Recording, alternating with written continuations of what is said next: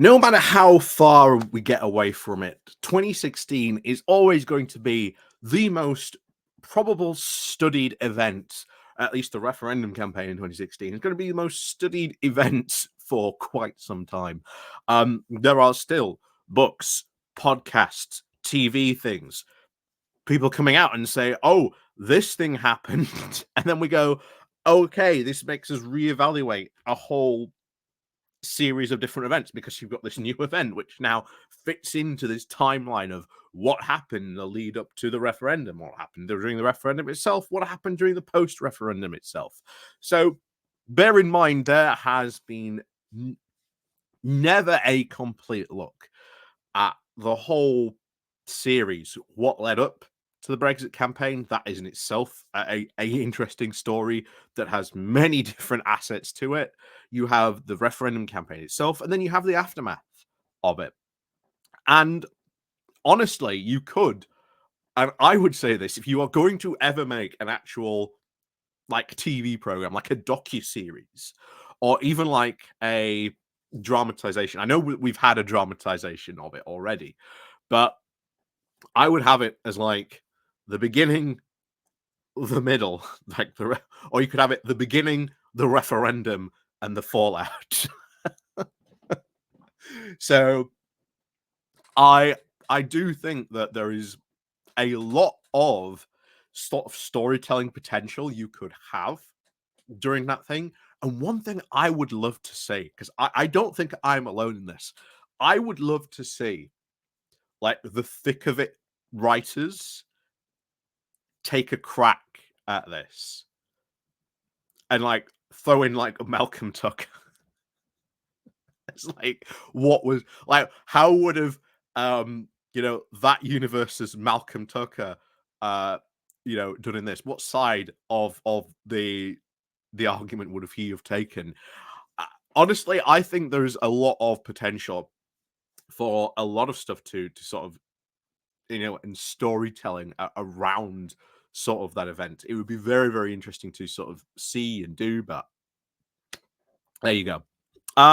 So anyway, as we were alluding to, there has been another addition to the library of catalogs of interviews, and I think this is going to continue for a while before, should we say, the well finally dries up, before you can only ring Michael Gove and George Osborne and David Cameron for like so many interviews and stuff like that, and Johnson himself exactly the same. Sponge. How much stuff of information can you wring from them as well? Same for Dominic Cummings. There's only so much information they have, and we're not there yet, but we're getting there.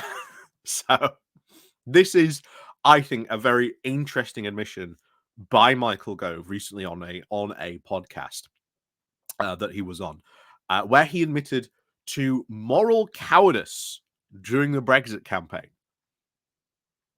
So, interesting admission there by Michael Gove. But before we go getting more into this, please do remember to like the share button. And of course, if you're new to the channel, hit the subscribe button. And of course, down below, there are links to my Patreon page, the monetization link called Buy Me Coffee, where you can buy me coffee, the YouTube thank you button, and of course, there's the Pony Club as well down below. So let's crack on then into this. So this appearing in The Guardian today. So in an interview for the Political Currency podcast with George Osborne and Ed Balls, the Levelling Up secretary said that he was initially reluctant to take a prominent role in the campaign, but had been persuaded to by the Vote Leave campaign coordinator, Dominic Cummings. Osborne, the former chancellor who campaigned for Remain, said that Gove had told Cameron in the Downing Street plan that he would not play a prominent role. He asked the minister, did you deceive David? He certainly felt betrayed.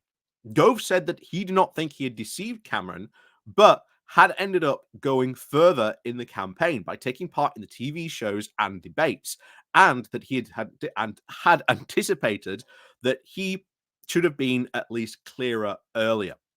And I think that was a very clear example of one hand of cowardice on my part, moral cowardice on the other hand, a recognition that perhaps there is this feeling in politics that perhaps something will turn up, perhaps this moment won't come, and we'll have to make that decision, he said.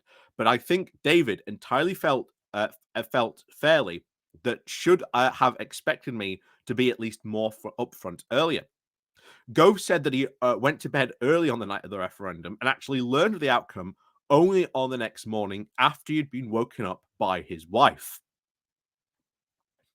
So this is one of the big things that keeps on really reappearing in this narrative. You know, if you're Michael Gove, you're like one of the big stars of the Leave campaign. Why did you go to bed early? And this feeds into very, very much the narrative of they did not expect to win. What they were hoping for, at least what again we know now from all this information, was that they were hoping that this would sort of be close and that they would probably lose, but they would use it for further justifications to have another referendum in 10 years. So we know that this is what their plan was, but like I say, they won unexpectedly. And then, well, when they were asked to, deliver on this promise, um, well, we can see. We can see. And ultimately, as we've always said, the path to sort of rejoining the EU is going to be, you know, a long one, but it is not going to be impossible. It is going to be very, very doable, despite what people might say and claim. These are going to be, negotiations that are going to take place, and we will talk with the EU. And if, when we have a serious government that says, we want to be part of the EU again, the EU will have to sort of treat that as a serious sort of proposition. And when you are now expecting, as we are now going into, another change of a government who, bear in mind, wants to have better EU relations, I don't see the EU saying, "Oh, we're not interested in having better relations." I mean, I'm sorry, but it's the EU. Why would you not want to have better relations with a country in Europe? Explain that one to me, guys. Explain that one to me. Not only that, but as I've said before, you have seen other countries do side deals, the type of deals that the Labour government wants to do. I can't really see them fully saying no to this in the sort of the grand scheme of things. And even then, should they say no, it always fills the original compact of what we've talked about, that you can go back probably at the end of maybe the next parliament, maybe the next one after that, even potentially, and go, hey, look, this is Brexit. We have tried to do as best we can to fix it, but this is as best as it is ever going to be. It is really damaging our economy. It is damaging our growth. Our only option is to say, look, this all failed. We should rejoin the EU. It is far better for the UK to sort of be inside of Europe than be out of it, and put that question back to the British public.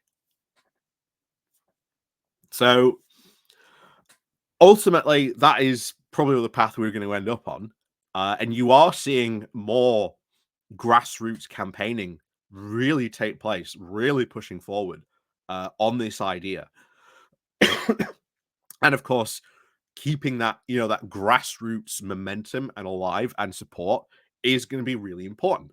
And it is a good thing that you are seeing these grassroots campaigns, both inside political parties and outside political parties, push for this. One of the interesting things I would certainly be interested to see, is there an attempt within the Conservative Party to put forward a pro rejoin camp and faction?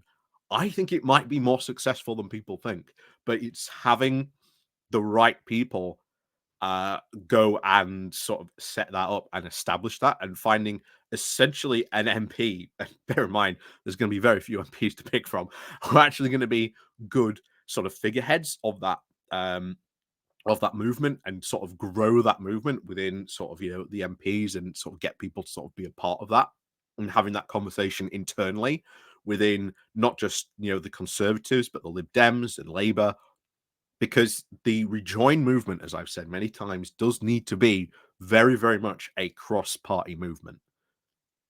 So ultimately, I think we are going to end up back in the EU. It is just a matter of when, not if. But hey, as always, we'll see you all next time. And of course, do remember to click on the like and the share button before you go. And we'll always see you next time.